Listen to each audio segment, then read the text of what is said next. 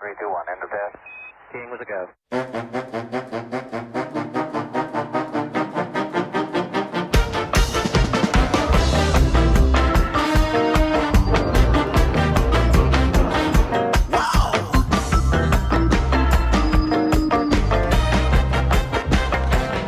Well, hello there, and welcome to another edition of Warbird Wednesday. My name is Fred Bell. I am the Vice Chairman of the Palm Springs Air Museum, and today we're going down unique aircraft lane with actually one of my favorites, the Dornier, the DO-335, or the Arrow.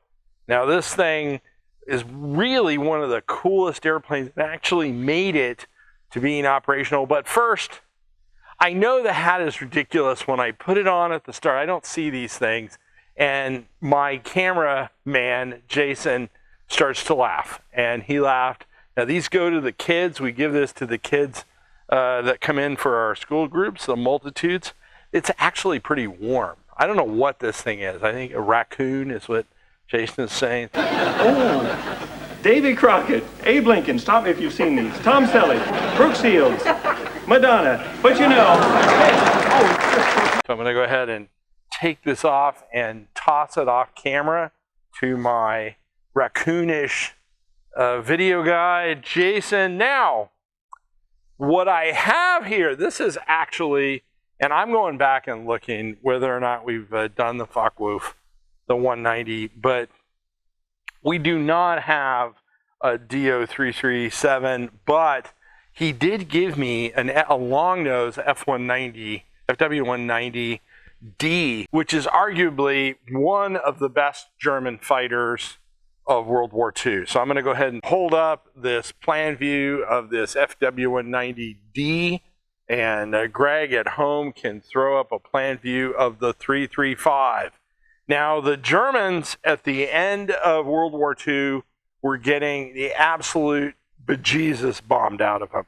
And they were doing a lot of things. They were trying to figure out, how do we beef up our ground, our AAA, our anti-aircraft defenses, which the German anti-aircraft defenses late in the war were really ferocious.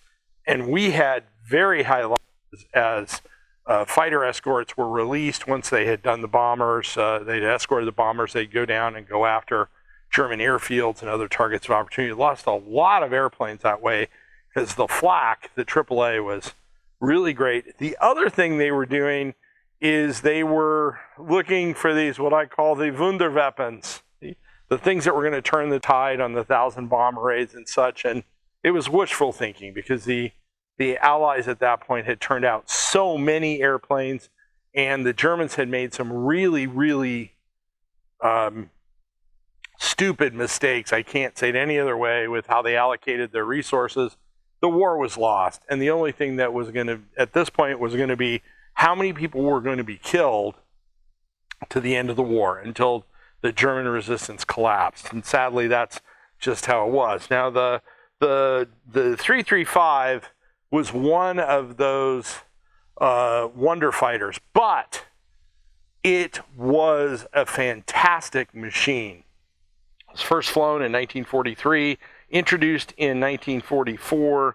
It was retired, obviously, forcefully in 1945 with the fall of the Germans at the end of World War II. There were 37 built, which includes a whole bunch of prototypes. Now, the concept for this aircraft goes all the way back to Claude Dornier with the tandem flying boat designs that he did in the late teens, early 20s. And the idea behind it was it had some really big advantages. It had very small frontal area. The weight of the power plants was near the center line, both the pusher and the puller. And the other thing was you had no net torque. With these twin engine aircraft, you had torque issues because you had those big propellers spinning out there on either side. So you're dealing with torque. Didn't have that with this inline, these engines. Now, the downside was with this aircraft was you had obviously a prop at the front and a prop at the back. This was one of the first aircraft to ever have an ejection system where there were pyrotechnic charges that would blow off the fin on the back when you were coming out. That would probably take out the prop, or the prop would come off, and theoretically you could get out of the airplane. There were documented times where there was one over France, one of these over France, a 335 that ran out of gas. The detonation system didn't work on the aircraft. The pilot still made it out. So you could get out of the airplane, but you had a good chance if the rear engine was operating and that dorsal was on it that you were going to have a very nasty meeting with a part of the back end of the airplane. And I'm not sure whether any of that actually happened, but it was certainly a possibility. In 1941, Dornier had a P-231 design, which was actually more for a bomber, but incorporated this idea, and he kept working it. It eventually evolved into the 335, and the thing about it was that this had the largest inverted V12 engines that the Germans built and mass-produced them during the war. Now, Hitler at one point really saw the potential of the 335 and went in and canceled a whole bunch of programs that were chewing up that 603 engine, the DB603. And he was right, and some of his, I don't know where this came from, but hopefully from some of his subordinates, but that they were expending resources on too many things. So one of the things that got priority was the 335 and these engines. Did it make a difference? Like I said at the beginning, it did not make a difference. And that is the where we are going to take our break. I'll go ahead and put this back on the spindle.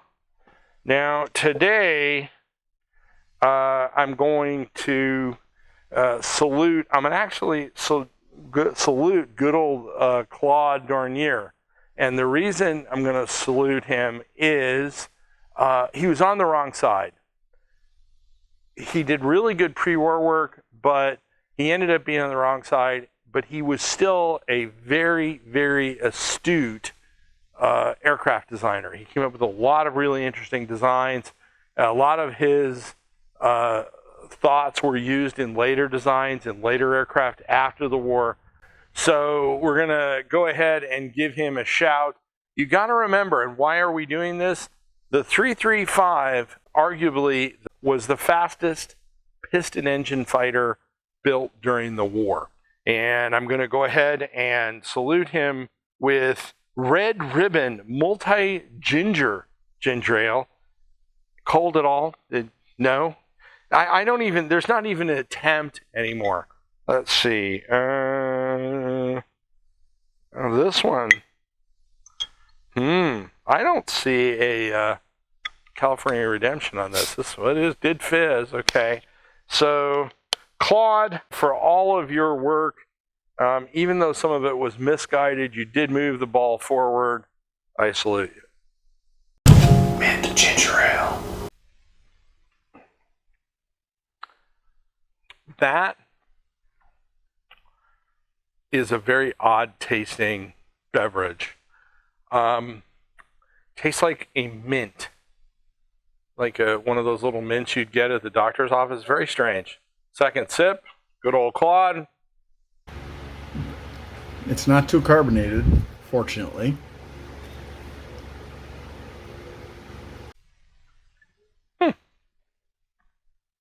Wasn't terrible, even warm. Now, as I said, the 335 wasn't built in large numbers. There were a little over 30, 37 built, but it did have a few combat. I looked up, it was run into a couple of times in combat. There was a report down low with some tempests that were chasing it, and it was so fast that they gave up because the airplane literally just walked away from them. They could not keep up with it. And so when I say it was fast, it was probably as fast. The only aircraft that would have a chance of getting it were some of the late war jet fighters could catch it, but it was without question, and you can argue with me in the comments, it was without question the fastest piston engine fighter built during World War II. Now, it went into history. The Allies captured a couple of them. Now, I do not understand, and there's the only one that is preserved, and I've seen it, is over at the Smithsonian. I'm not sure, given the numbers that were built and the number that were captured intact, I'm not sure why more of them weren't preserved, because they were such a strange. They were flight evaluated, but there was no priority given on preservation. The one that's at the Smithsonian bounced around a little bit, and now it is on display at Uvar-Hazy, and that closes the door on what was probably, if it had been built in any numbers, it's kind of like with a lot of other German stuff, it was never built in any numbers that could have any impact on the war. This thing had no impact on the war. It was just a really interesting aircraft design. Now, if you are at home, and we have all the life covers upstairs, and you could see those if you come to the museum, so I encourage you to do that. But this is a great puzzle with all the life covers. You should get this. Click on the link. This is one that, this is an adult. You could frame it. This is cool. Jason, I like this one. So we need, this is the cover collection. So click on that link. Jason will photocopy them, cut them up, and send them to you. No, he will just send them to you. And so you can get one of those. If you are teaching the kiddos at home and you want to do that, the links in the description below are to our educator guides. They are free, and we encourage you to do that. We also have our documentaries on this page, one of which, From Stealth to Six, was just nominated for 3 Emmys. So we're excited about that. We'll let you know how that works out. But a lot of the education materials come from those documentaries. So click on that links on those links, and if you're teaching a kid one segment or a whole bunch, go ahead and use those. Check out those documentaries if you can. If you came across us on YouTube and you like what you see, this is very low production, one take overview on an aircraft each week. We're not out there trying to hit the ball out of the park on the production on this thing. If you like that, go ahead, give us a subscription, give us a comment, send us to your friends. It helps the channel. If you came across us on Facebook, give us a like and a comment. Same thing on Instagram. We cannot do all of this. I'm standing in front of one of the, which was arguably in a dive, one of the fastest Allied fighters, which is a P-47. If you, we can't do all this stuff without your donation. So click on that donation link, donate a few shekels. We could certainly use that. My name is Fred Bell. I am the Vice Chairman of the Palm Springs Air Museum. Thanks so much. Have a great day. 3, 2, 1, end of pass. King with a go.